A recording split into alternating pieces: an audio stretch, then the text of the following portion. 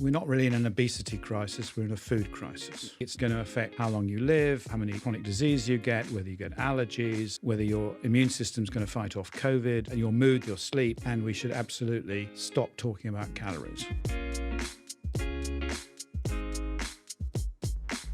I think a lot of people hear information about food and gut health and inflammation and the immune system, and often they get confused. So you are renowned as a global expert on these topics. And so I thought maybe we could start with the question, why is gut health so important? Because it's a crucial organ in our bodies, and it is one of the few things that we can really control. So there's a huge range of gut health across the population. We know that we've lost half of our gut microbes compared to perhaps even 50 or 100 years ago. And that's affecting us in many ways. And yet it's not like genetics that you can't change. It's something that all of us can improve. And all of us needs to understand more about gut health so that we can improve many things in our life very simply just by altering our food choices. So it's becoming apparent that it's something that the public can change. You don't need doctors, you don't need specialists to do it. It's all within our power to really nurture and improve our gut microbes, which in turn are key for our gut health. So it influences everything to do with our body, our mood, our brain, and our metabolism, our weight, etc. Yeah, a lot of people think about gut health and digestion, and they think, yeah, the guts, if I can get my gut functioning better, my gut's going to feel better. But as you say there, it's not just about your gut, is it? It's about many different things in the body. Yeah, it's not. I mean, as you said, I think in the past people have said gut health, oh, that just means, to avoid heartburn or bloating or constipation or whatever it is. And now we know it's nothing like that. Even if you feel perfectly normal, you can have poor gut health, which is going to affect how long you live, how many chronic disease you get, whether you get allergies, whether your immune system's going to fight off COVID, all kinds of things, your mood the next day, your sleep, all things we hadn't even thought were related. So we have to think much more widely when we talk about gut health. I think it's nearly a sort of, it's like talking about holistic view of your body that comes back to the ancient Indian teachings that says it all comes from there, which if you said it that way sounds a bit pseudoscience, but if you just, instead of that, you call it the gut microbiome, then it's starting to make sense again. Yeah. You mentioned that what's really great about the science of gut health is this idea that we don't need to go and see a doctor or a specialist. We can manipulate it, we can change it for ourselves. Now, as a fellow medical doctor, that's something I'm incredibly passionate about. How can we disseminate information to people that means they can be, I guess, the architects of their own health rather than need to rely on other people? What have you found since you started spreading that through your books, through your podcast, through all these mediums that you use? What sort of feedback have you had? Well, amazing feedback, really, of people writing me letters, sending me presents, all kinds of messages saying that just reading my book, The Diet Myth or Spoon Fed, and saying it changed their way they thought about food. And actually they taught the rest of their family, and suddenly they're feeling healthier, they're feeling better. And there's nothing quite like that as a doctor, to feel that you've made not just a change to someone for a few weeks, but actually change something probably for the rest of their life. And that's incredibly empowering for me to know that just by writing some books and talking on podcasts, you can actually change people's attitudes long term. And so that really is a major motivating factor for me, rather than the hundreds of papers I've written that only a few academics read. I think getting these messages out and doing doctors out of a job is really what it spurs me on, and probably you too. Yeah, for sure. And Tim, I've been really thinking long and hard over the past few years. What does it mean to be a medical doctor? For me, at least, in 2022. because when I was at medical school, I always imagined it would be, I would make impacts by seeing people and helping them change their lives and, one-on-one, do some tests, make some changes. And of course, that has incredible value. But I've realized more and more, if we do our jobs right through spreading this information through the media, through podcasts and books, I kind of feel we're still doing our job as a doctor, just in a very different way. Well, reaching many more people and being much more efficient about it, and not trying to just sort out the short-term problems, which I think is what modern medicine's still unfortunately dealing with, and predominantly dealing with pharmaceutical solutions to those problems. And that's just the way it's set up at the moment. Yeah. But I think we are seeing more and more. What I am thinking is optimistic is doctors like you and many others who are suddenly having a voice and speaking well, because it was very hard to find any doctors 10 years ago that would be prepared to do this without feeling they were going to be ridiculed or told off by their peers, or would simply not have the right language to appeal to the general public. So I think we're certainly, it was a bit more advanced in the US, I think, but certainly in the UK, we've been very behind, with doctors really scared to talk out and say what they think. Yeah. In terms of practical things, we mentioned that improving our gut health can improve all kinds of things in the body. And you mentioned food as a powerful driver. It's a powerful tool to use for our gut health. What are some of the things that people should think about bringing into their diets to improve their gut health? Well, the first thing I think is to realize that we're not really in an obesity crisis, we're in a food crisis. And that's because we've lost an idea of what good food is.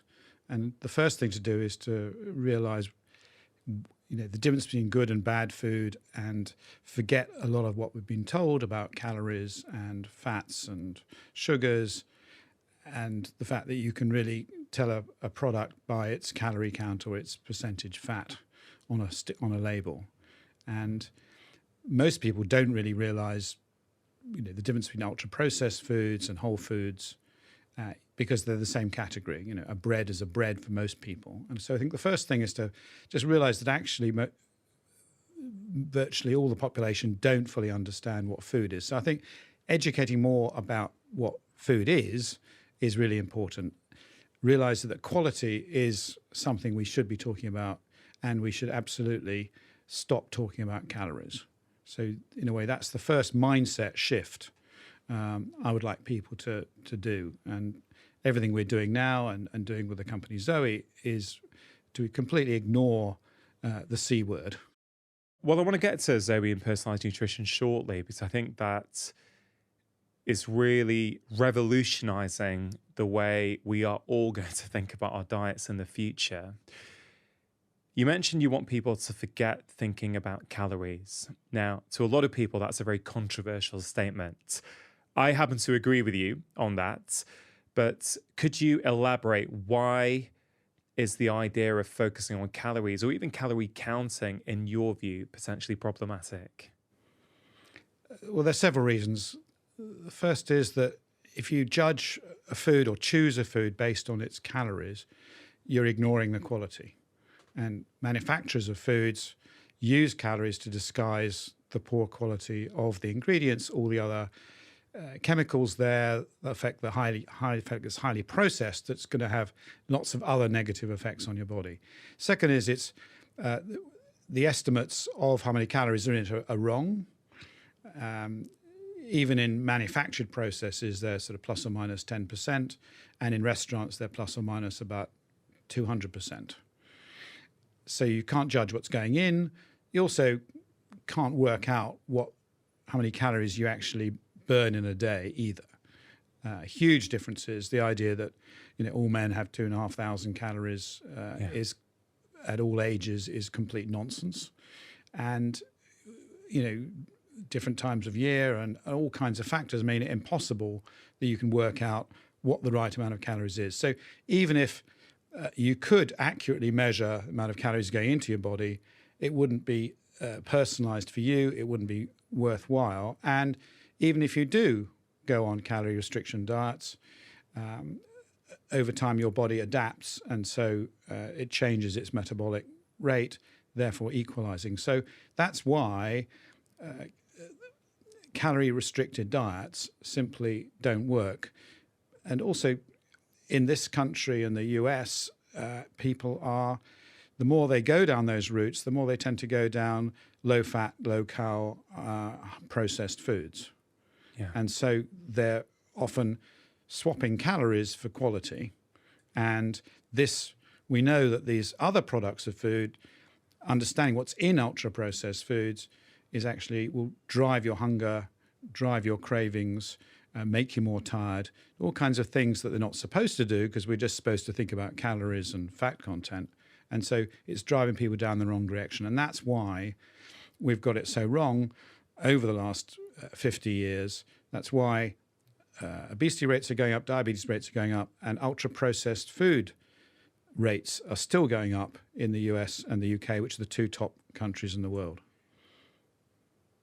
So that's the first thing. So it's about firstly understanding, the differences between foods. There's a huge difference between, a cooking oil that's made in a highly processed way or olive oil. There's a huge difference between a bread that's bought in a supermarket that's been hanging around for a year, frozen and reheated in front of you, and a sort of artisanally made rye sourdough. Massive difference. And yet they're all called the same, and in most guidelines, that they'd be equivalent. So it's understanding those differences between ready meals and something you do yourself. It's all those nuances that we need to start thinking about much more than this ridiculous concept of calorie counting.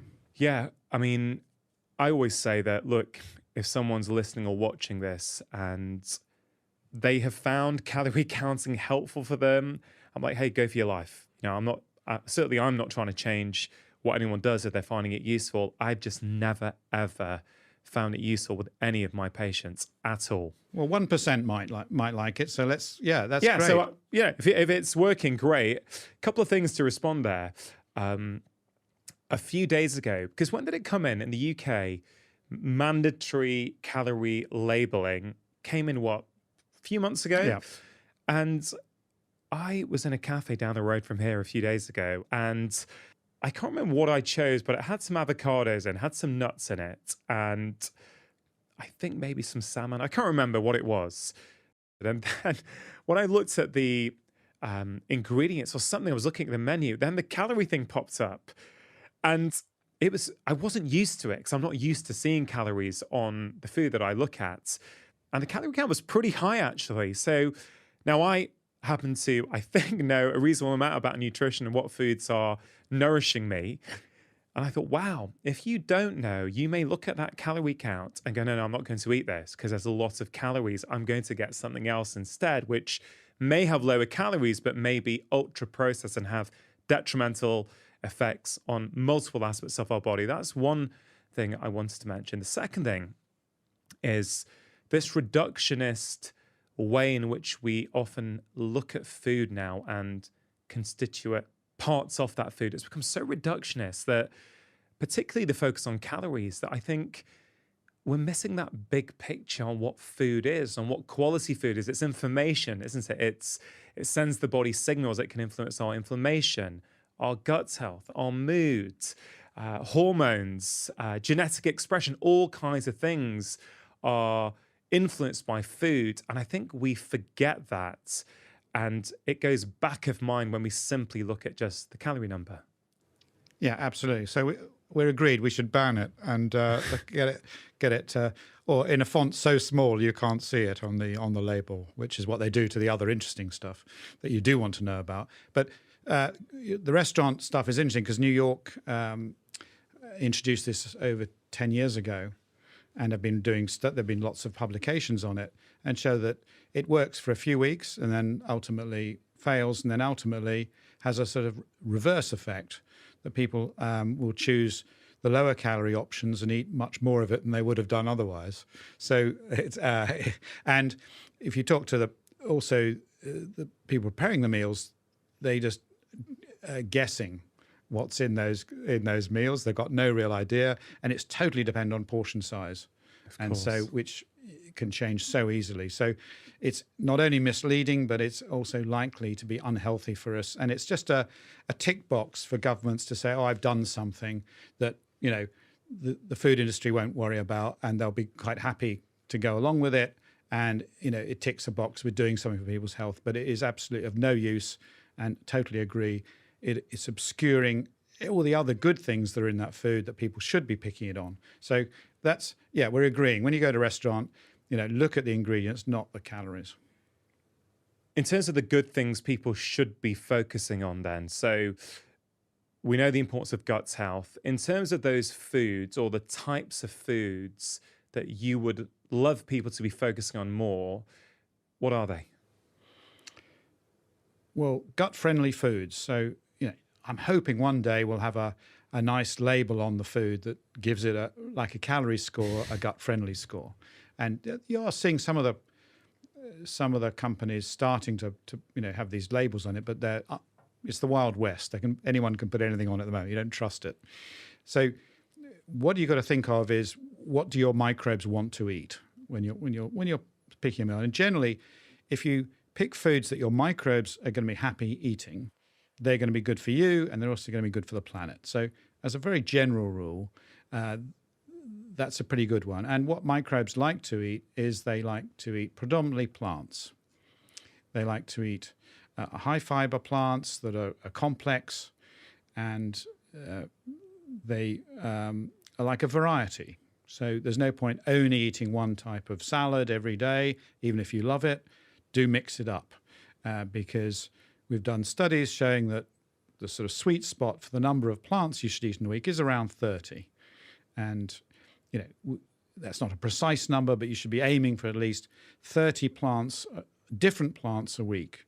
So bear in mind, that's so you're generating as many species of microbes that can feed off all the chemicals in each of those plants. So it's like the perfect nourishment for them is to get that variety across the week. So if someone, let's say, loves broccoli and thinks, you know, I've got to eat more vegetables because I know it's good for me. I love broccoli. Okay, I'm going to have broccoli 5, 6, 7 times a week. Compared to not having that, I guess that would have an improvement. But are you saying that for that person, because I think there'll be people listening to this right now like broccoli, who like broccoli or whatever, green beans or kale is a big one. Got their favorite one and they have that all the time. Can you just sort of expand on that for that person, that actually that's great, but you might want to think about expanding it more? Yes. I mean, so you've got to think of it as, yes, you love broccoli, and broccoli has lots of fabulous nutrients in it, but it's going to generate certain microbes that like eating the broccoli and the broccoli side products. But if you just changed it slightly to, okay, I'm going to have a bit of cauliflower, which is the same family, but it's got different chemicals, different nutrients, you'll introduce different microbes to your gut. And eating both together would actually create different chemicals that would be made by your microbes and have even better results. But if you are a big fan of broccoli, you know, occasionally go for purple broccoli, which also has slightly different nutrients in it to straightforward ones. So it's about thinking about how you can just subtly change. You know, you can still eat your broccoli, but mix it in with other things that are similar and try other ones. There's so many crucifers that are fantastic to eat. So I think that's the idea. It's about mixing it up. It's about trying new stuff, and it's about enjoyment in food as well. So we all get into ruts. You know, however interested you are in nutrition, you know, even myself, I get into food ruts, and I sometimes have to go to a restaurant and say, I'm going to pick something new I've never heard of. Oh, I don't know what that is. I'll have that one. Or you go to a foreign country and, you know, there's some vegetable you don't know what it is, pick it. And I think that's what we've got to change our attitude, that we have our comfort zone of particularly vegetables, that I think, you know, whether it's avoiding the ones from school or it's actually wanting the ones from school, but realize that even within certain varieties like lettuces or cabbages, there are a huge range. You can now buy, you know, carrots with 3 different colors. Yeah. and they're all nutritionally different. So the way they're bred and the chemicals in them are different. So for your microbes, they're seeing them as different. You might call them all carrots, but they'll be different. Similarly, different range of sweet potatoes and baked potatoes, and there can be purples and all these other things. Yeah. So it's that variety that's important. But don't get obsessed that we're only talking about different varieties of kale here, because the 30 includes nuts and seeds and herbs. We don't know exactly how much, but increasing studies are showing that just adding spice mixes to your diet at least a couple of times a week can enhance your gut microbes. So increasingly the evidence is building. It's the people who have the more diverse diets do better. So snap yourself out of your routines, whether it's for your salad or your breakfast, and try and work this in. So you mentioned out of those 30 that you recommend as a ballpark figure, fruits, vegetables, nuts, seeds, herbs, spices, lentils and things like beans as well, black beans, chickpeas, all those sort of things. Yes, I mean... Because suddenly the 30, when you include all that, it doesn't sound quite as daunting as when it just, 30 vegetables? No, exactly. You think of a plate and I've got to get 30 different vegetables on my plate every day. No. I cheat. And for my breakfast, which I start now with a full fat yogurt with kefir, I will have a bowl full of mixed nuts and seeds, and it gives me 8 straight away. So you start on the day with 8. Yeah, and then if I've got something in the fruit bowl, I chop up whatever's in the fruit bowl, a pear or an apple, and so I might have start with 10. So if that's Monday morning, I've only got to find another 20, and that's just one meal. So as long as you start thinking how you can introduce things, what meals are good to sprinkle stuff on, and you keep an open mind, and I think it's not only it's a practical tip, but it's a way for people to really enjoy food and get excited about food again, and not have this problem that in the US and the UK food is a sort of punishment because of it's a fuel, and it's a problem because we eat too much of it. We've got to start getting back to enjoying it and enjoying seeking out those foods and not just eating for the sake of it, on the run. So, that's the other side of it. But, so I think this 30 rule, some people say immediately, oh, that's terrible. It feels like a burden. But it can be so easy. And, just by preparing big jars of stuff and buying berries when you see them and freezing them, or, a new seed or nut, and you just add it to your mix. It's incredibly easy. For someone who may be on 0 or 5 at the moment and they hear 30, what does the research show in terms of, look, from wherever you are, even if you go from 5 to 10 a week, you're going to get an improvement, aren't you? You're going to improve the quality and the diversity of your microbiome. 30 may be the ultimate target, but for some people who can't achieve that, I guess we don't want them feeling bad about that. It's a case of, look, start where you're at and just see what you can do. Absolutely, yes. The 30 was just where we saw on the curve in the population that people sort of reached the maximum diversity. Oh, so going to 40 didn't really give them much more diversity? On average, no. On average. I mean, of course, as we've talked about before, it's all individual. So there's lots of individuality here. So, some people might be fine on 20, others might need 40. We don't know yet. So we're setting a rough bar. So don't knock yourself out if you're only on 28 one week and you feel like you're a total failure. It's fine. I think it's an aspirational goal. The more important is to just keep it in mind. Your mentality, you're looking for that.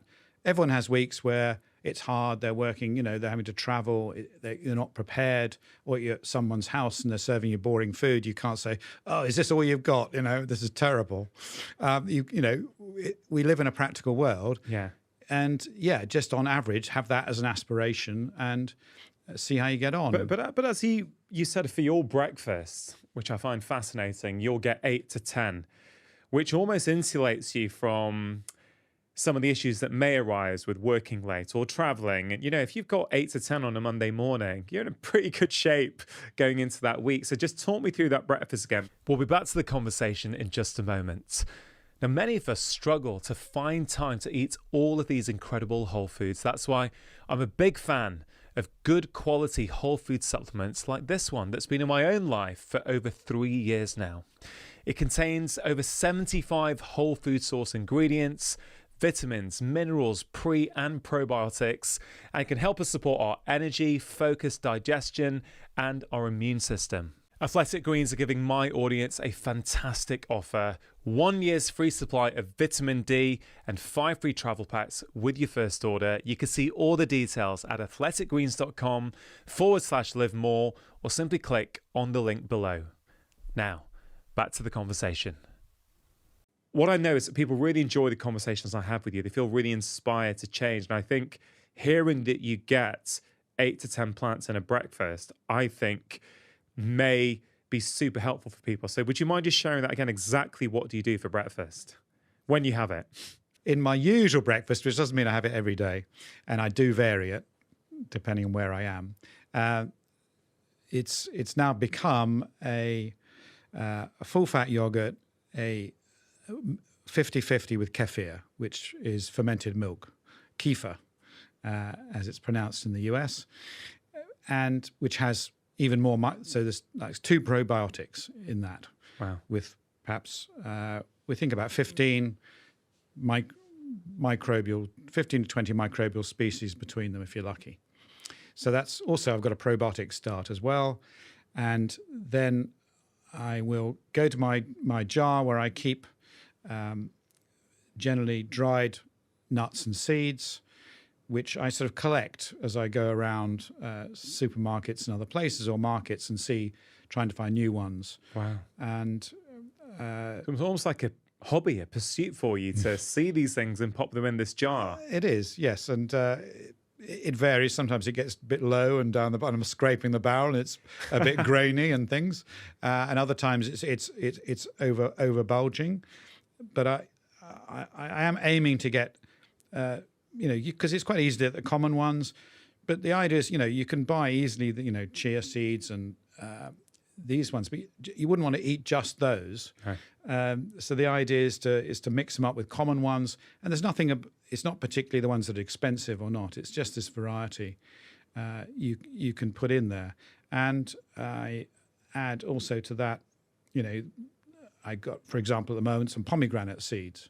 Yeah. And I just stick those in. Whatever's around, I will use, and whatever's in the fruit bowl, I generally chop up. I used to eat a lot of bananas, but since I did my Zoe test and realized that they are really bad for my blood sugar, I've swapped them around and I chop up pears. Pears and apples are particularly fine for me, and they will often go in. But anything I've got lying around will go in that mix. And I have that with a double espresso, which is also, people should know, a very good source of polyphenols and fiber and is very good for your gut. And coffee drinkers are healthier and live longer and have less heart disease. So coffee, so it's completely the opposite. That's a great study to refer to if we like coffee, isn't it? Yes. If you don't like coffee, it's a bit tough for you. But are you a coffee drinker? I am, very much so. But most people don't realize that there's more fiber in the average cup of coffee than in a glass of orange juice. And we all know what orange juice does to your blood sugar. So I think it's changing our idea of what's healthy and what's unhealthy. Because just for context, 10 years ago, I was eating a bowl of muesli with some low-fat milk, a cup of tea, and often a bit of a Tropicana orange juice. And that's terrible for me because this gives me a very large sugar peak, which is my blood sugar goes up from its normal level overnight to over 2 or 3 times what it is into a pre-diabetic range. So I stress my insulin levels, and as it comes down, I get a sugar dip, and that makes me more tired and more hungry several hours later. And increasingly, if I do that every single day, as I did do, it causes stress on the body, increased inflammation, and alters my metabolism. So I will put on weight very gradually and not feel as good as I would do if I wasn't having those peaks. So, and this is only new science and new technologies teaching us that, because based on those macronutrients I was having with my muesli and my tea and my low-fat milk, it was a very low-fat breakfast, which ticked all the boxes in, USDA guidelines or whatever they are. And most GPs would say that's a pretty good breakfast there. You're healthy. You're not having eggs and bacon or whatever. And it turns out for me, it was processed muesli, and you could buy expensive ones, but they're still pretty much ultra processed. There might be one or, if you're lucky, one or two nuts in there, but far outweighed by the negative effects of the sugar. Yeah. So I think that's the big shift I've made. So I think breakfast is probably the most crucial meal of the day for a number of reasons. We can discuss some of the other ones, but for people who do like breakfast, do like eating it, it's the one, if we can all change ourselves. Generally, in our home, we're in control of the situation, and we've got into a rut because most of us have a very similar breakfast every day, and it's the one that's easiest to change and change all our habits. And if you change that, I think it sort of sets you up, your mentality for the rest of the day, the rest of the month, the rest of the year. You've just got that in your mind, that first thing you wake up, I'm going to get my microbes off to a good start, one way or another. And for me, it works. And I know the difference when I'm staying at someone else's house and I'm offered, toast and marmalade. And I was in France, in Paris recently, and I couldn't resist a croissant. And if you didn't like croissants, well, you got pain au chocolat or a baguette. That was the choice. So, you realize it can be hard, but it's changing what you think is normal. And I think that's really important. What happened in Paris? Because you're very in tune now with your body. You measure blood sugar regularly. You measure your microbiome regularly. You're in tune with how you feel after certain foods. So I get it. You're in Paris. You get tempted by the smell. You look at it, go, yeah, you know what? I'm going to have that. So number one, were you measuring your blood sugar at the time when you had that croissant? And number two, what did you feel? Like, could you tell, man, were you hungrier? Was your mood off? Were you, what were some of those things that now that you are in touch with this, that you were quite aware of in a way that you may not have been in the past? So yes, I was tempted, and who can go to Paris and resist a croissant? I get it. And I think we've all got to realize that, there's nothing wrong with that either. There's absolutely no problem with it, and as long as you enjoy it and it's a good one, but if you do feel it's stodgy and you feel it's just been reheated, don't eat it. But if it's a good one, absolutely eat it and enjoy it. You may want to try and have a yogurt afterwards, but I couldn't get one. Yes, so I had the croissant, and my sugar went up to 10.5. 10.5. Yeah. Can we just give some guidelines to people who are not familiar with those terms? I know what 10.5 is. What should it be for people? Or what should they be looking for, the range? Well, so my resting one is about 5.5 when I wake up in the morning, 5 millimoles. And you'll have to do the calculation in the US milligrams. But we can stick to that, 5. Yeah. And so it normally, well, I say normally, we know from the Zoe Predict studies, there's about a 10-fold difference in how people respond to the same croissant. So there's but the average of, if you took 100 people, they would go from maybe 4.5 to about 6.5.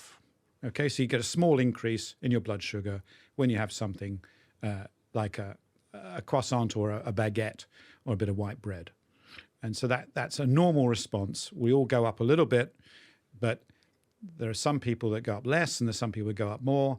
There's about a 10-fold variation that we saw in our study. 10-fold from what, the lowest rise to the top rise? Yes. Wow. Yeah. So, and you went up to 10.5. Yes. And, I've been higher than that. If I had my orange juice, it would have, taken it over 11. The same as with, I have a a bagel, which I used to think was fairly healthy.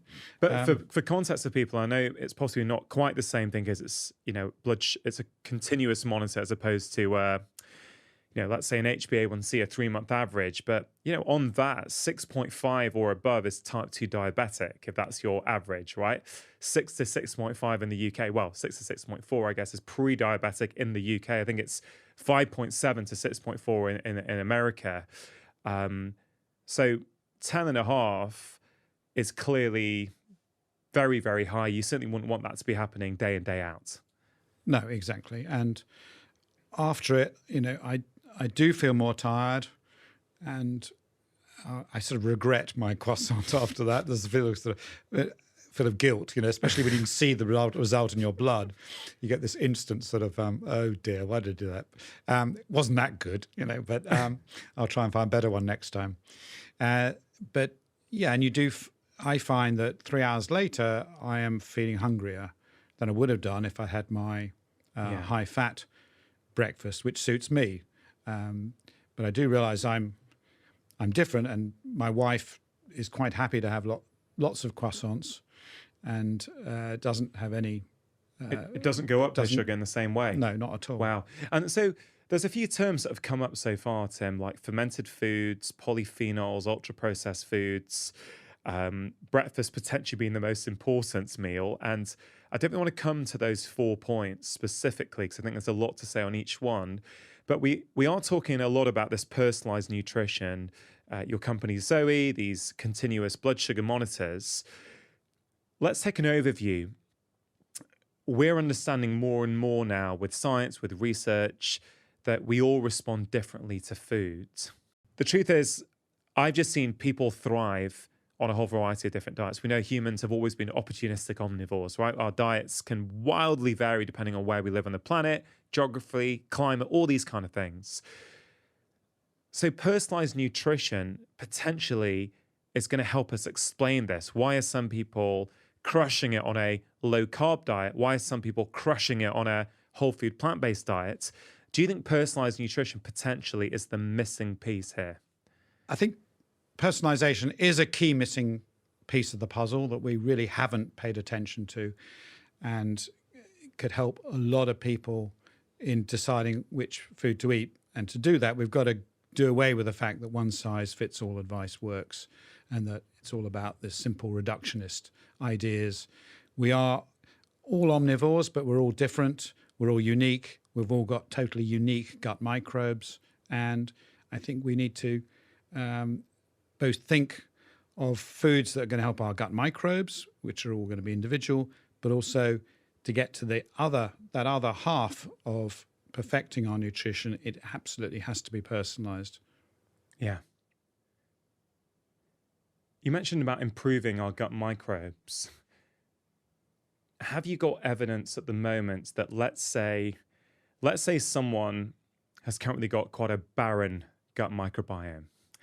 They've not been nourishing it. Let's say their diet hasn't been good, and there's all kinds of other lifestyle factors like stress and sleep deprivation that can impact the gut, of course, which we can maybe touch on later. Their gut microbiome is not in a good place. So certain foods at the moment may have a certain response. Certain foods may spike their blood sugar. Do we know yet if they then spend a few months working on their gut microbiome, aiming to increase the amount of plant foods, the amount of diversity, and they improve the health of it, it's more robust, it's more diverse, do we think then at that point the same food might generate a different response because their microbiome is different? We believe that's potentially likely, but we haven't been able to prove it. There aren't enough longitudinal studies. So the evidence base is that makes sense, that's what we see cross-sectionally. So if you just take people at one point in time and you compare them to lots of other people at another point in time, we see that there's a correlation, but we don't know its causation. And it's slightly difficult because we know that there's a two-way process. If you're sort of unhealthy and you're giving off inflammation from having too much sugar peaks, it's going to affect your gut microbes in that direction, so make them worse and attract sort of unhealthy microbes. And at the same time, we know that if you can dampen down those unhealthy microbes, you can actually improve things. So certainly in rodents, it works like that. What we don't know is yet in humans, but we're going to have the answers pretty soon as people, for example, doing the Zoe test get retested, and we can see the people that have really changed their gut microbes. Can they change their responses? My guess is that it's not going to be quite as easy as that, and it's not going to happen overnight. No. I think it's a very slow process that could take, months and years as you change your physiology. But we do know cross-sectionally that people who've got robust gut microbes do react less to, say, ultra-processed foods. And we've got some data now, again, from about 20,000 of the Zoe participants that snacking is also, you can tolerate snacking better if you've got a good set of gut microbes. So there's a sort of interaction going on cross-sectionally that we're seeing that I'm hopeful we'll see in real life. So I think that's the aspiration. That's what I tell people, is that the idea is to build up this really robust community of microbes, which are, I think, best thought of as like your own personal pharmacy.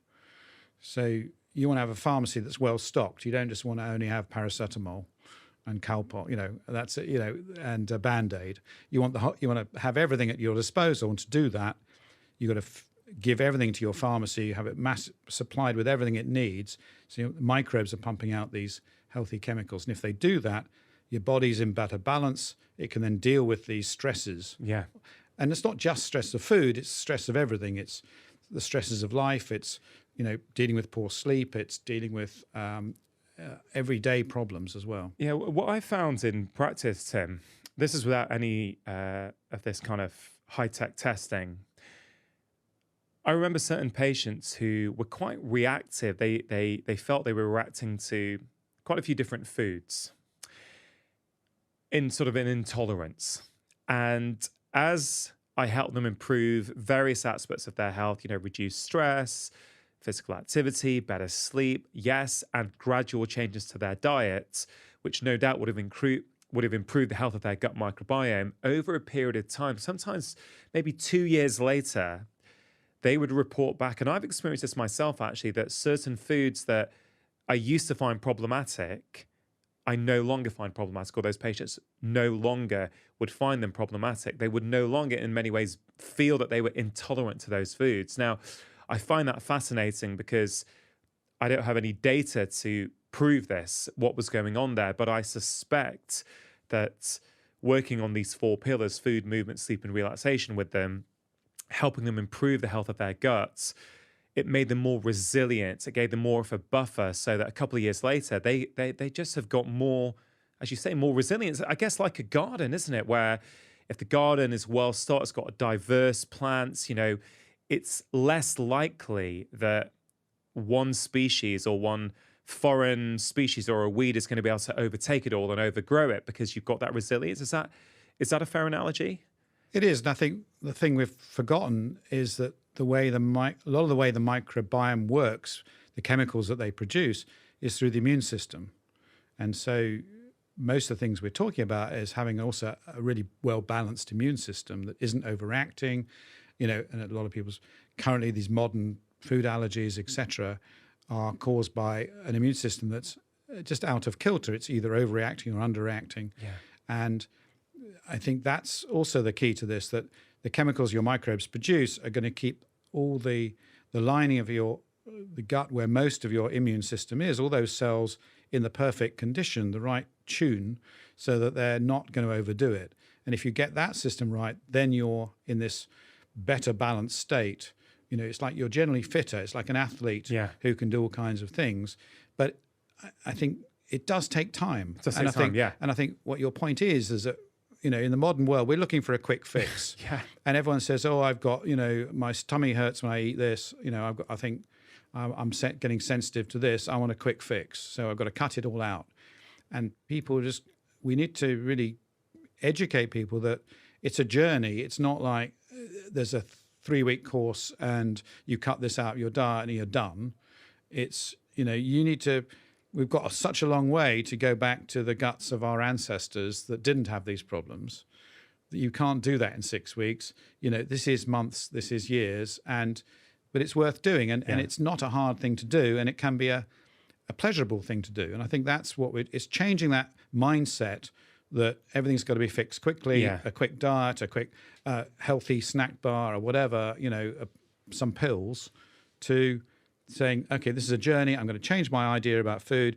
And once I do that, I'm going to slowly build up this resistance. Like if you were an athlete training, and you wouldn't expect to be super fit and run a marathon in 4 weeks. So that's the real difference. And I think we're in agreement here, and they all connect with each other. So they all do. And the microbes, we didn't know when we started these studies how important things like sleep would be on your blood sugar responses.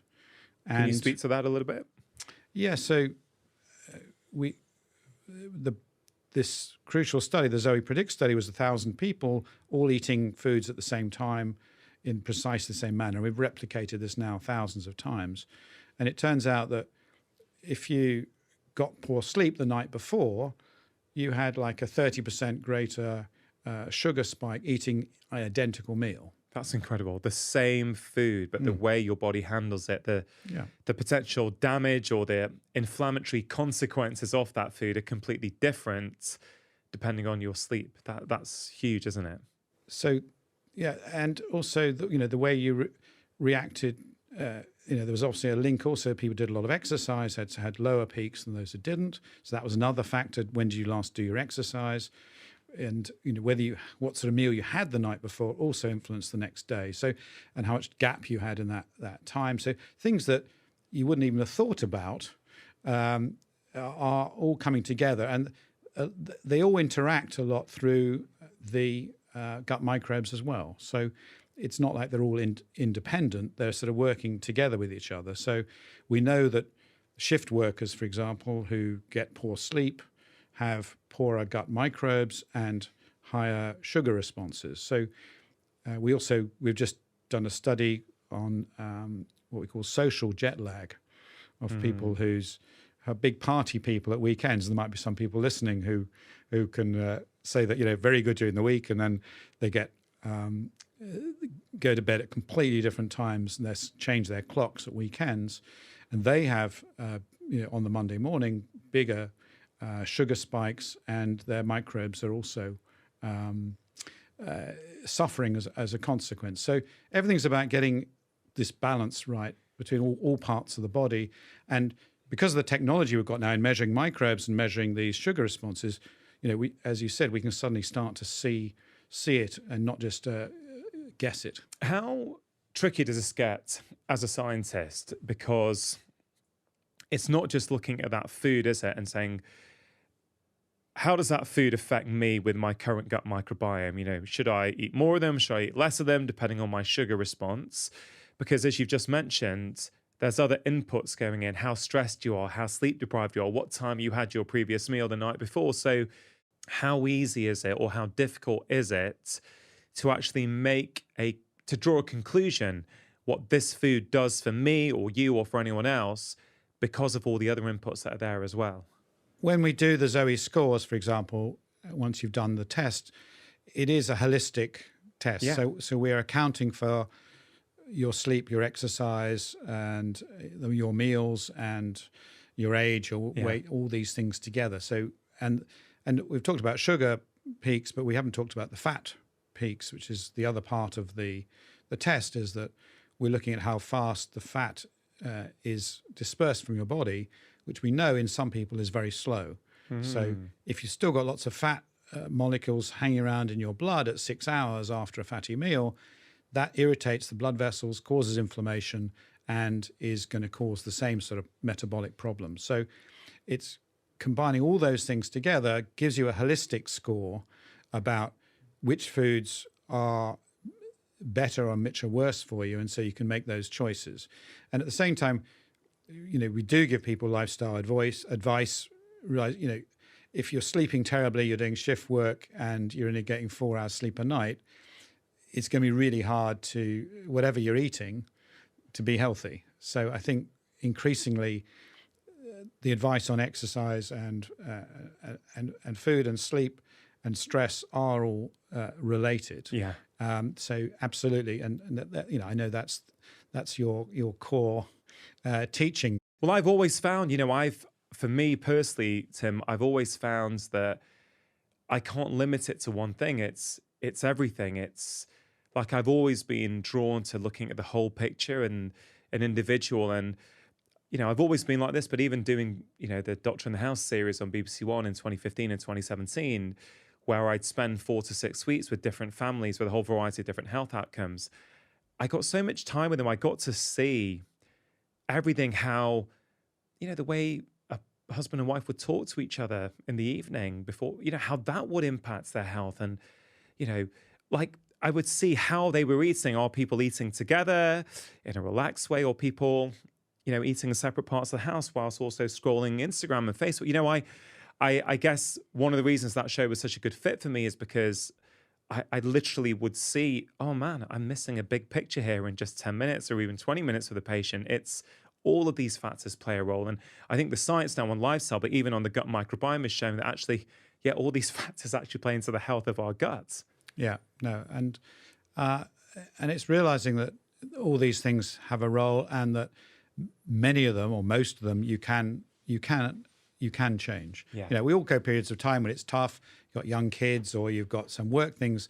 You know, some things you can't work on at that particular time, but you can generally work on some of them all the time. And I think that's also the approach to food. And we talked about people who can't get their 30 plants every single week. You know, don't worry about it. There's other things you can do, and it's changing the idea. So if I can't do that, I'll do something else, or I'll, you know, it's not all lost if you didn't do it that week. And I think that's the big problem. You mentioned Zoe a few times, right? So this personalized test, let's go through, what is it?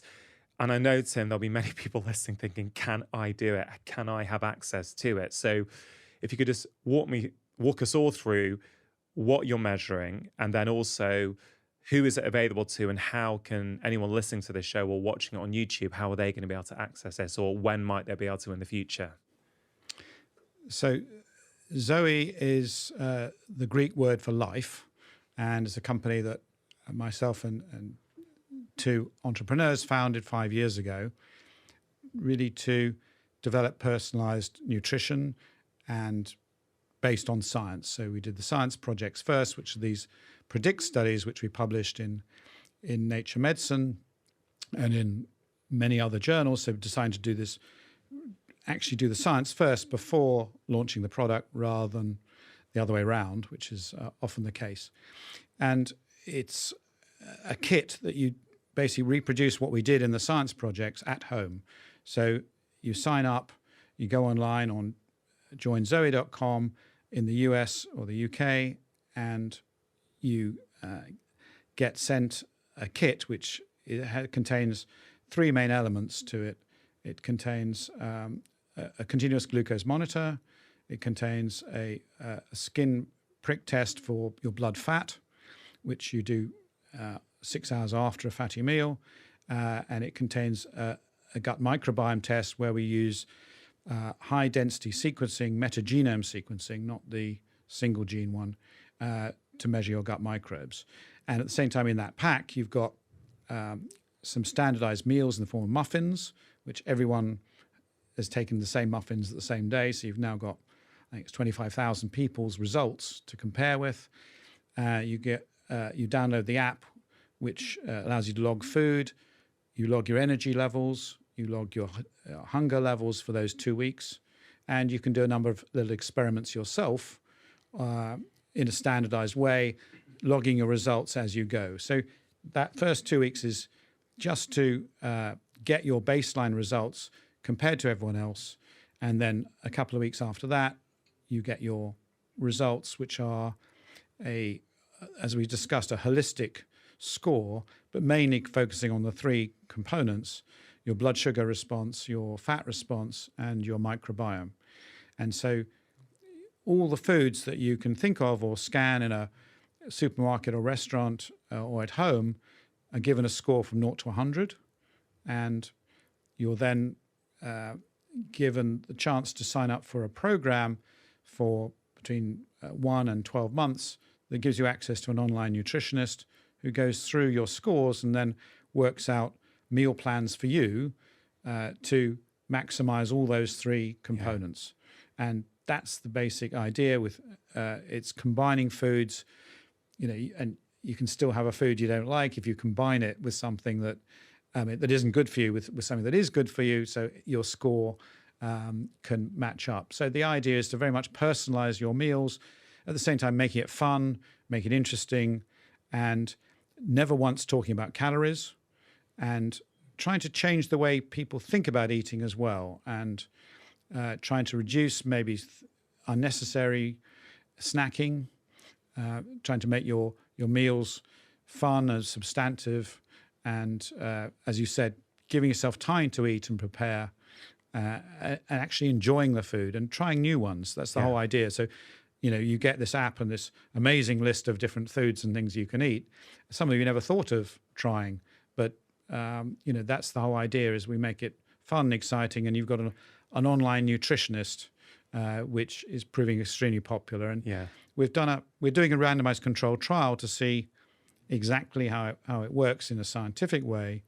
But of the few hundred people that we've looked at in a sub-study, most are losing 8 to 9 pounds in weight, and over 85% report less hunger, and importantly more energy. We didn't expect that, but energy is as an afterthought. We thought we'd record it in the app, and it turns out it's highly correlated to keeping your sugar peaks down and your fat peaks down. I think energy is a big one. It's in some ways the currency of life, isn't it? We all know what it feels like when we've got low energy. We don't want to do anything. Our food choices are affected. We don't want to cook something fresh. We take the quick and easy option. Energy is everything, I think. And I would argue that if there's one thing we want to improve, certainly in my experience, more than anything else, it's energy, because all our decision making, all our behaviors, I find, are so much better when we've got energy. But as you know, so many people are struggling with that.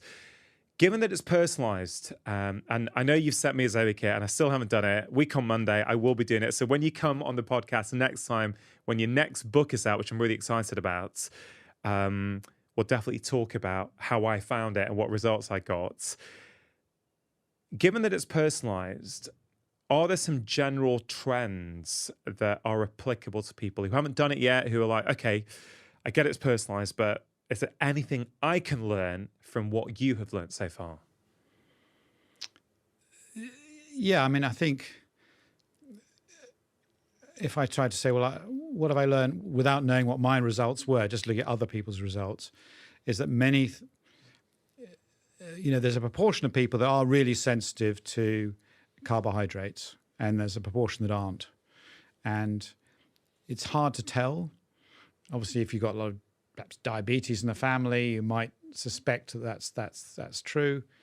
Is that refined carbohydrates and whole food carbohydrates?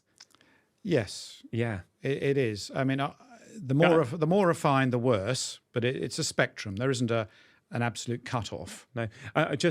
But as you expand there, just to share my own experience, because I have used the CGM, continuous glucose monitor, a couple of times. I don't use one regularly. But I did early on in the year, and I've got one on at the moment. And last week, over dinner, it was a pretty healthy meal, and I think the carb with it was sweet potato mash that my wife had made. Oh man, I can't remember what it went up to, but it was a big rise with my blood sugar about an hour, maybe an hour and a half after the meal, which really surprised me. And I found with other things, like if it's a few boiled potatoes or a small amount of white rice, actually it doesn't anywhere near to the same degree. Now, there's a few other things I need to tweak and I need to replicate with different foods just to see which one it was. But sweet potatoes are considered, a healthy carb, a whole food carb. Sure, it was mashed, so that was, that's changed it somewhat. But That was really interesting for me because I may have continued eating that, but that will definitely make me think again about how much do I want to have this if it's going to push my sugar that high. So that, I guess, speaks to what you're saying and what you're finding with people. Some people are exquisitely sensitive to carbs, even whole food ones. And yeah, and different carbs. So, there will be some things that, there's a difference between pasta and rice and bread for some people. And understand there's a huge difference, within those ranges. And I mean, people will say, okay, well, porridge is healthy, isn't it? Most people tell me oats, that's healthy. But, for me, they're not. But, I tried 3 or 4 different types of oat porridge. And what that tells you is the more refined, the more ground up, the more it's been factory made, and the quicker it is to make, the higher my sugar peaks go. Yeah. So as a general rule, if you pick things that are less refined, less processed, and take longer to cook, it's because their outer coating is that energy is stored much, and it's harder to get out. So steel cut oats, things you have to cook overnight, don't have half the sugar peak of the identical Quaker Oats instant meal, which for me is just like pure sugar. So I think it's so hearing porridge is healthy doesn't mean anything. No. For who? Sorry to interrupt. If you are enjoying this content, there's loads more just like it on my channel. So please do take a moment to press subscribe, hit the notification bell, and now back to the conversation. And it's the structure of food. It's, because you've broken down that oat, it can be in its whole form. You can have it, cut. You can have it rolled, or you can have it so finely powdered and air dried that sugar just, rushes out, and haven't got any fiber. So understanding the differences between foods, I think, is a really important lesson, so that we mustn't over categorize, again, reduce everything to saying this is good, this is bad. Within each category, there are good and bad foods that we all need to learn about. It's like hummus and chickpeas, or almonds and ground almonds. That they have totally different amounts of things in them when the structure changes. Given how much data we can learn about ourselves through continuous sugar monitors, are we not getting to the point where it's almost in every single person's best interest to at least do a 2-week trial with one of them, to at least say, oh man, I'm having that every day, maybe I shouldn't be having that? Obviously, you've got to be careful with people's relationships with food, and food is so much more than just the blood sugar response, isn't it? But I don't know, have you got any comments on those things? I think people can get obsessed with blood sugar monitors, and there are people, who get obsessed about all kinds of things about food, and reducing it to purely a sugar peak is not the right answer, because you can go down completely the wrong direction, and just by adding double cream to everything, you can dampen down the sugar response, but it doesn't mean that eating a bucket full of double cream every day is good for you. So I think you've got to see it in that holistic light of all the things we talked about, and your fat response. Some people can cope with a lot of fat, other people can't. And there are good fats and bad fats as well. So it's just part of the equation. But I think it does give people like an insight into, the fact that something we shouldn't necessarily need. Orange juice actually is not a health food. And it's, it should be in the alcohol category or something like that you take. It's not good for anybody, really. Which, if everyone did have a glucose monitor on every time they had a glass of orange juice, they would see. It's, the same as a Coca-Cola. And it would just put them in the same sort of category. And so you'd say, well, okay, that should go in the same. So it would change people's ideas of things. And I think, there will be a watch soon that I think probably within 5 years that does the same as a glucose monitor.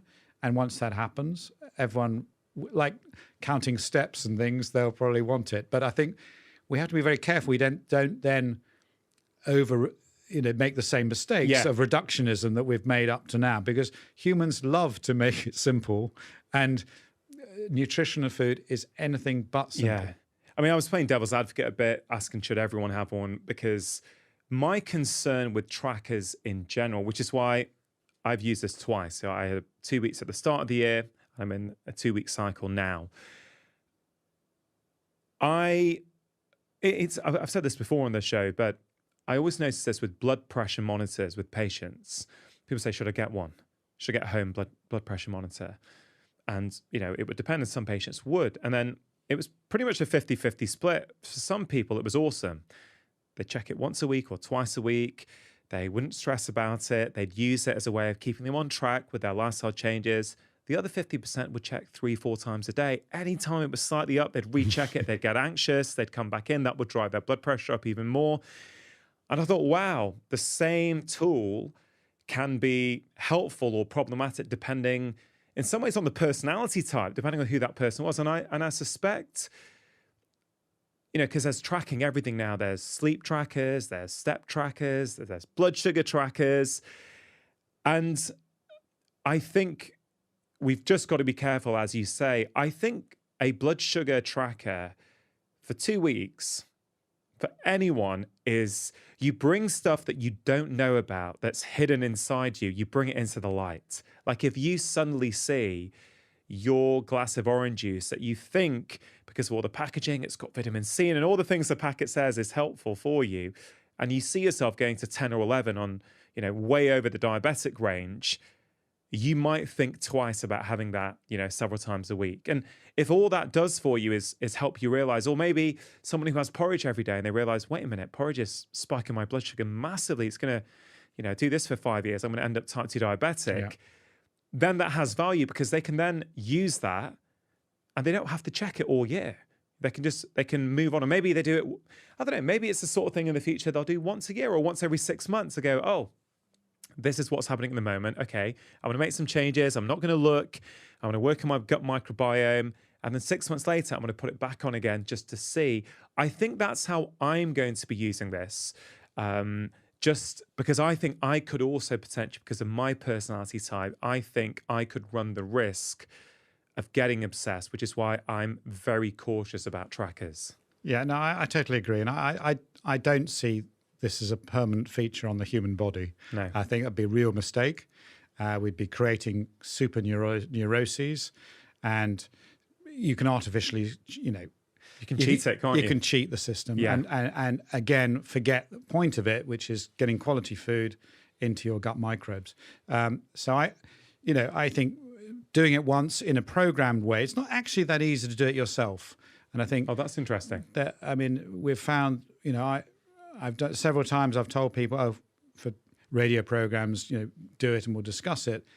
If unless you've got clear guidance on what to do, what to look at, what the peaks are, when to measure it, you get the wrong impression about things. Yeah, and, which can be even more problematic. Yeah, you measure the wrong time after eating your bread. You miss the peak. You don't know what's going on. You can't compare it to anyone else.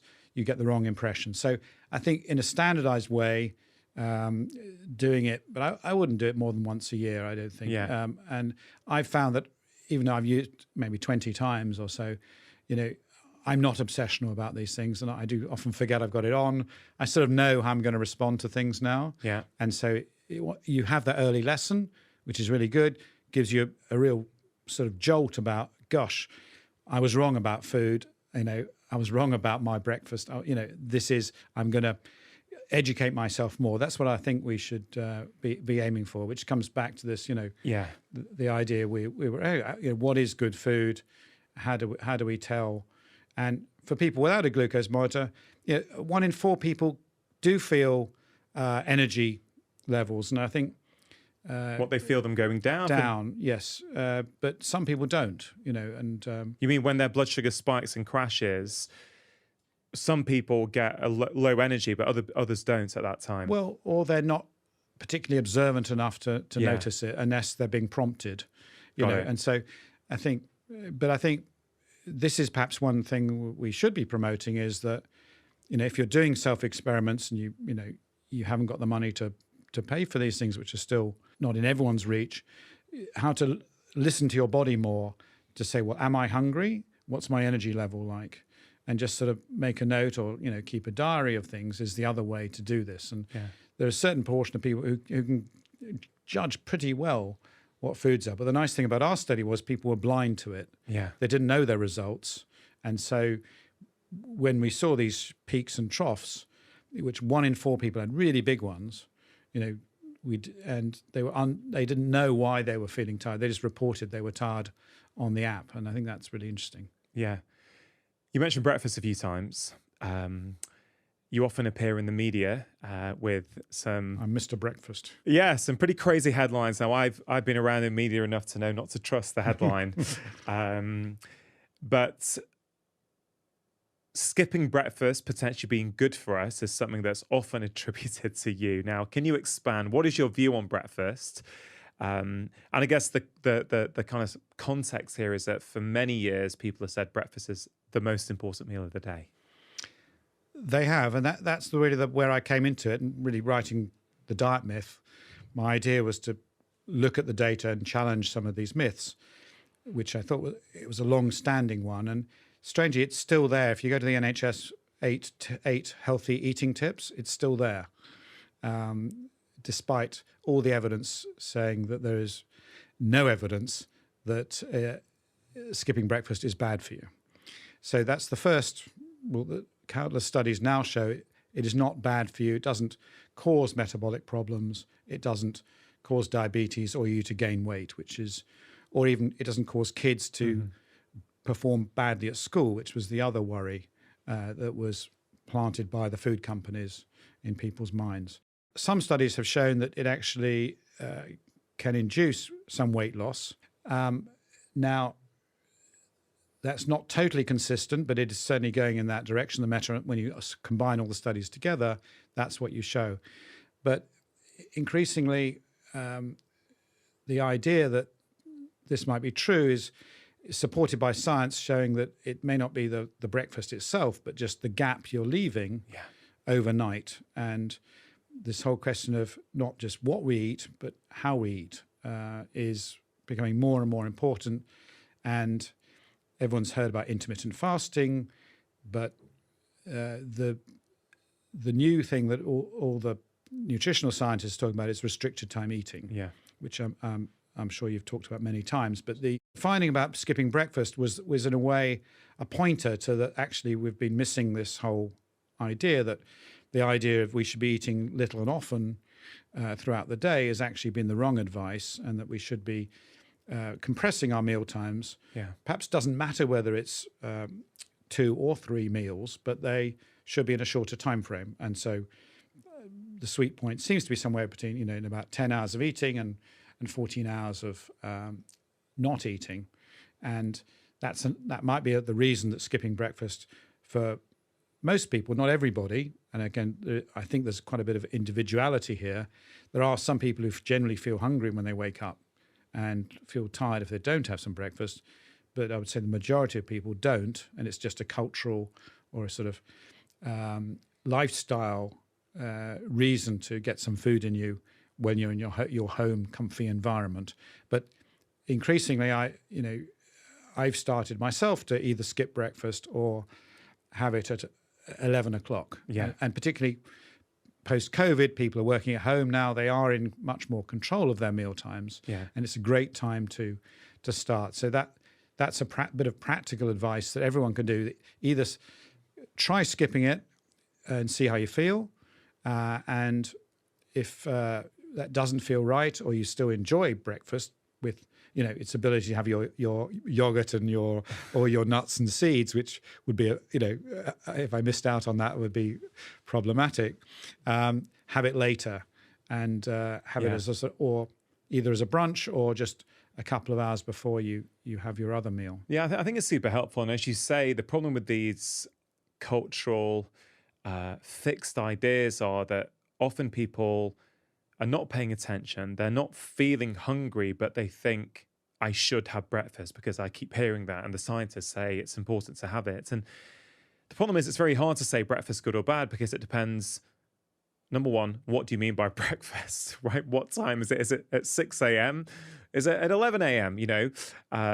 It also depends on the rest of your life? Do you enjoy a big meal with your family at 9 p.m., right? Maybe people are working late and actually that's the way that they connect at that point or whatever.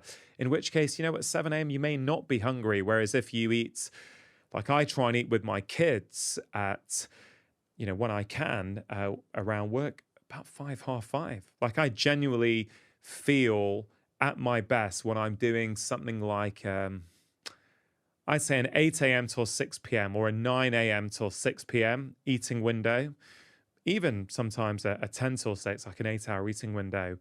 I feel great. I don't feel hungry before. I don't feel hungry afterwards. I sleep like a baby. And it works for me, my job and my lifestyle. At this point in time. At this point in time, exactly. So therefore, these studies, and I say with all this public health advice, I'd encourage people to, think a little bit, take a bit of agency over themselves, use what you're saying or what I'm saying or what they hear, but also try and filter it and apply it in the context of your own life. I think that's important, isn't it? Yeah, and it's very different. If you've got young kids, you're going to have a different time scale than if you're, grandparents and you've got, the time is in you're retired and you've got, you can plan everything yourself. So because there's a social aspect to food, of course. Yeah, and we mustn't forget that. Really important that people don't obsess about. Yeah, I do worry that, and certainly looking at some of the Zoe customers in the US, it's about 30% are already on restricted time eating when they're coming into the program. So it's huge in the US compared to the UK. But some people might get so obsessed about their eating times that they forget the healthy aspect of the food they have to eat and the enjoyment and the social aspect. Yeah. And I think, again, for people who are a bit, obsessional on it, you have to make it not so extreme. And I think that's the danger of people trying to outdo each other and say, oh, I can only need to eat in 4-hour window and I'm fine. And it's just not, you wouldn't get people in Italy or Spain or France who enjoy the long meals and the socializing doing that. And they're the ones who live longest and, are healthier. So we have to remember that. Some of those countries, of course, are having later breakfasts, aren't they? Or they're sort of technically skipping the breakfast that we might have in the UK, certainly at that time. Yeah, well, I work in Spain a lot and, you usually don't finish eating till 10 p.m., sometimes 11, but you rarely see anybody having breakfast before 11. If they do or they don't bother, it's just a coffee. Yeah. So I think there's different cultural ways to it. We've just assumed that everyone has the same habits in different countries, but there's a north-south divide in times of people eating in Europe, but in the south it's not like they're at 7 a.m. eating breakfast. Yeah. And I think the ones who tend to eat earlier tend to have more earlier breakfast, but I think it's very personal, and it is. But most people I speak to, when you say, well, the first thing you wake up, and you've had a cup of tea or coffee, most people don't feel really hungry. It's not like that's the first thing on your mind if you had a choice of things to do. Yeah. Just to finish off this conversation, Tim, we've mentioned polyphenols and fermented foods. We didn't go into that much detail on either one. Could we just briefly go through what are polyphenols, why should people think about getting more of them in, how can they do that, and then potentially the same for fermented foods as well?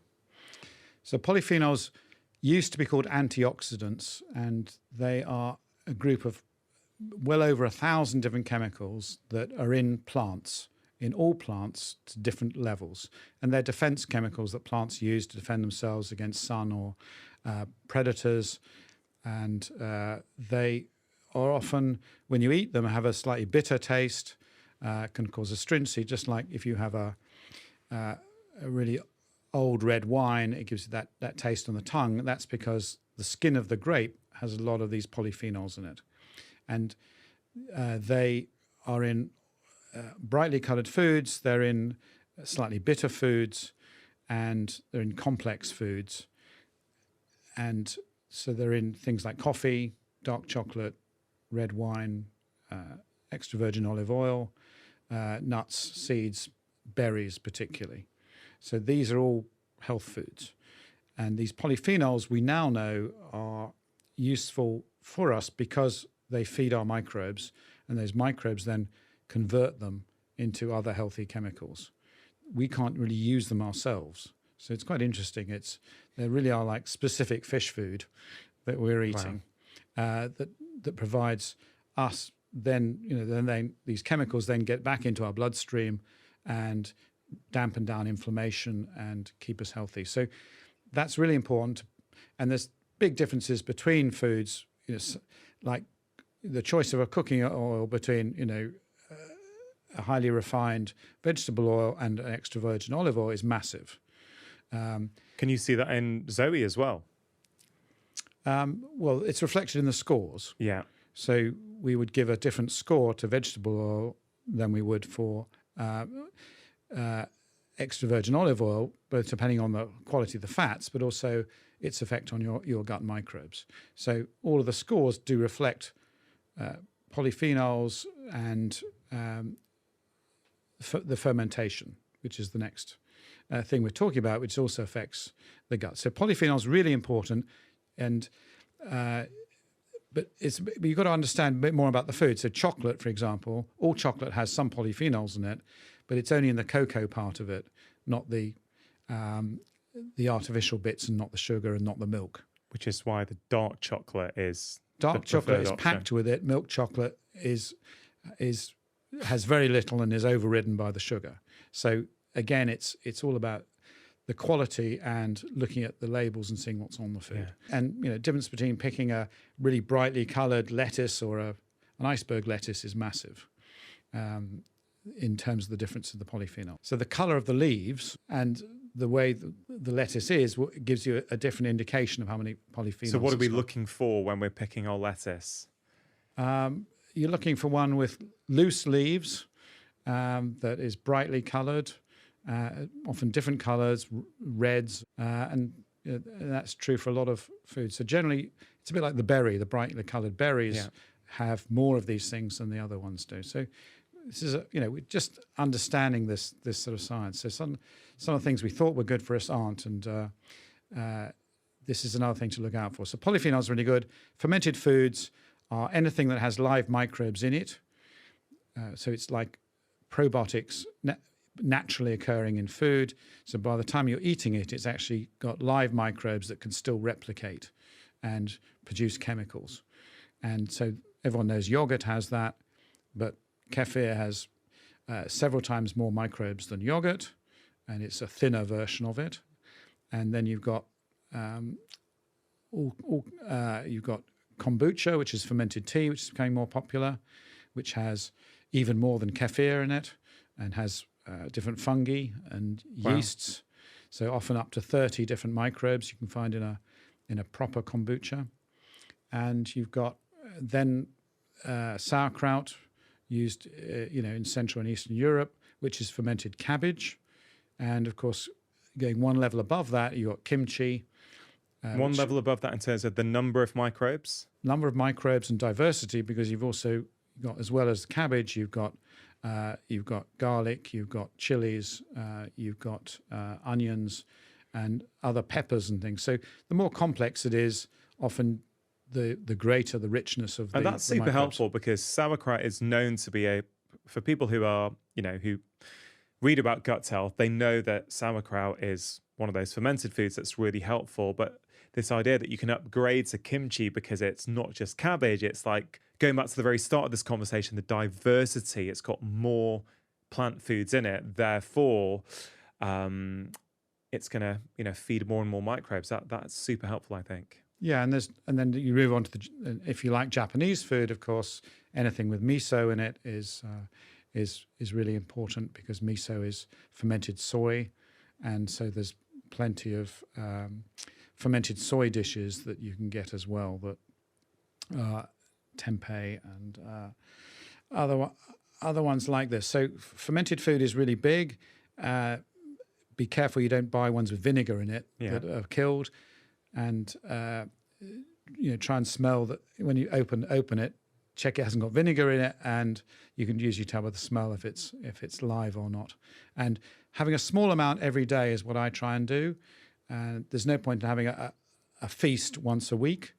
We know that these things die out, so for practical reasons, try and have a small shot of one or two of these every day, and that's why, if you have it at home in your fridge, you're for breakfast or your first meal, you've got it, or you have it, at night when you come back. I love that. That reminds me of what I talk about a lot, which is like a lot of people who listen to the show know that I do a 5-minute strength workout every morning whilst my coffee's brewing. It's a habit that I've stacked onto that, so I never miss it because I never miss my coffee. So I never miss that little 5-minute workout every morning.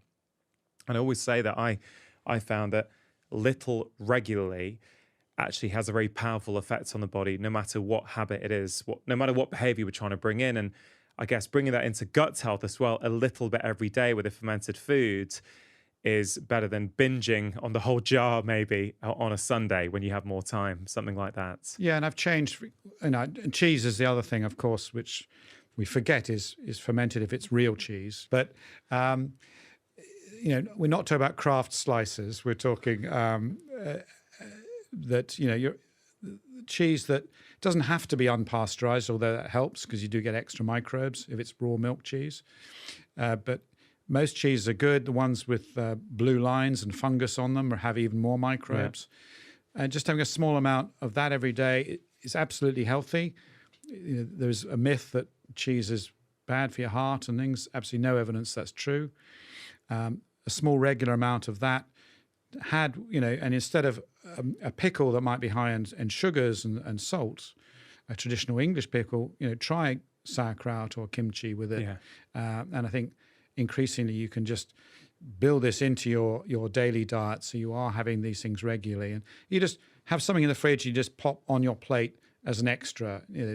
And I think that's what I found is having the ingredients ready around you, so you can just add them, whether it's the original seed mix or it's the kimchi pot. Make it easy. You just grab it and you stick it in, and or just after your coffee, you have if you're in a hurry, you just have a shot glass of your kefir or your kombucha, and you're sorted. So that's fermented foods, and I think everyone, needs to learn about them. Yeah. Other countries have been doing it for centuries, and we've just lost out.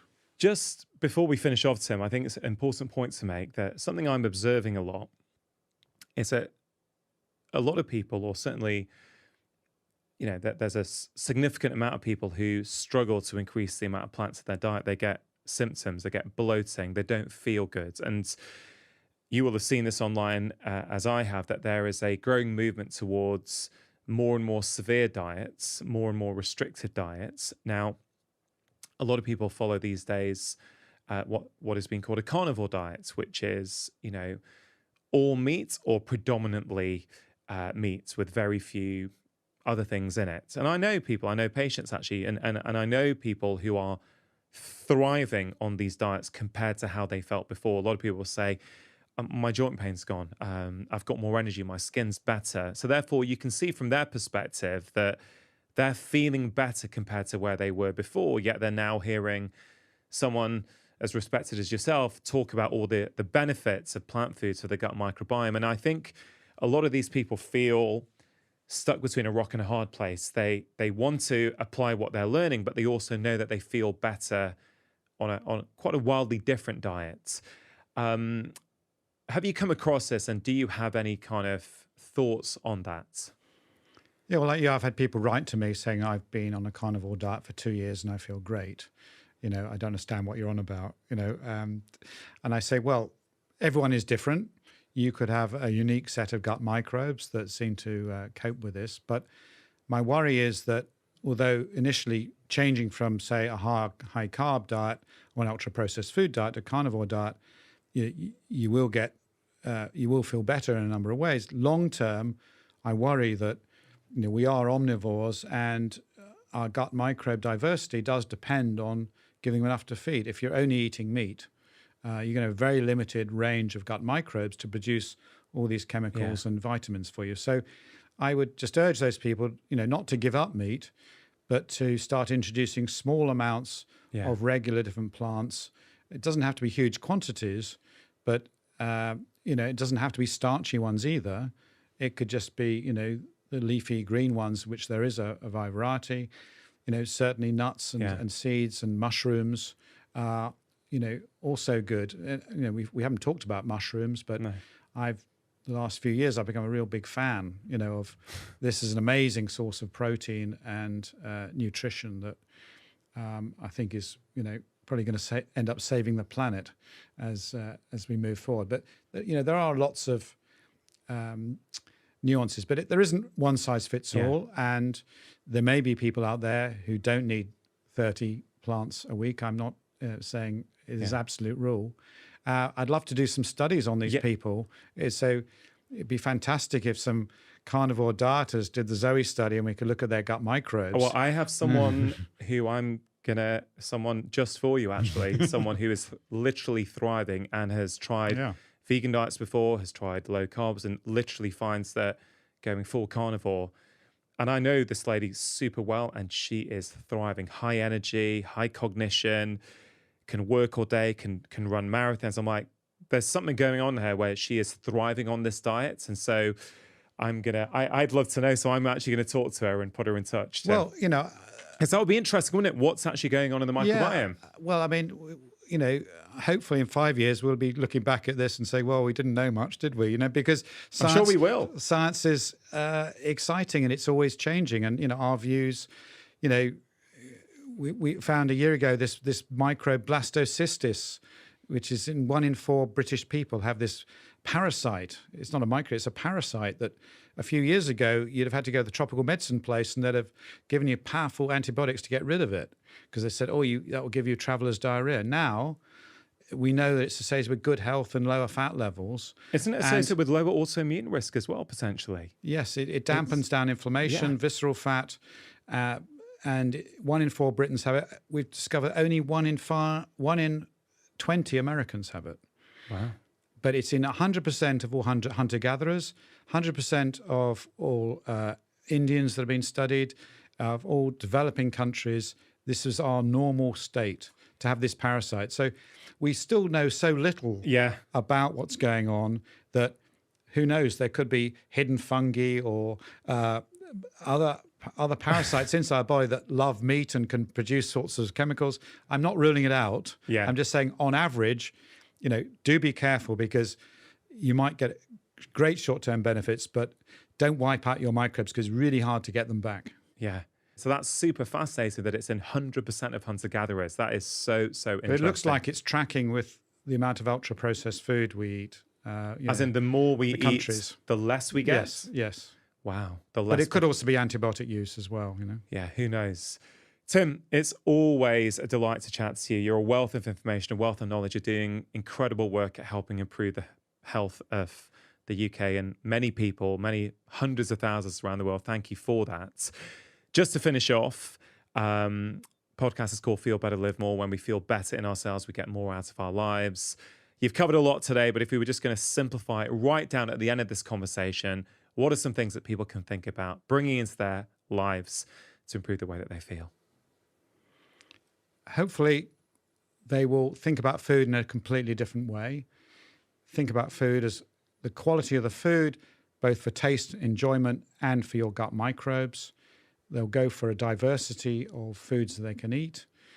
Plants, particularly, getting those 30 plants a week, picking ones high in polyphenols, getting a regular shot of some fermented food in your diet, and reducing as much as possible ultra-processed foods, and thinking about experimenting with the way they eat, the timings of their meals, skipping breakfast, maybe trying some mild restricted time eating, just to see how you cope with it, and getting some personalized nutrition testing done, which you can get done in the US or the UK to really find out much more about yourself and about how you can start this journey to find the best foods that suit your own body. Tim, thank you very much. I look forward to part 4 in a few months when the new book's out. But thanks for joining us today. I really appreciate it. Pleasure. If that conversation resonated with you, here is another incredibly powerful one. Skipping meals is not only good for you, but will make you live longer. The problem is we've built a world that's very comfortable. We did not evolve in these conditions. We are meant to be typically cold and hungry.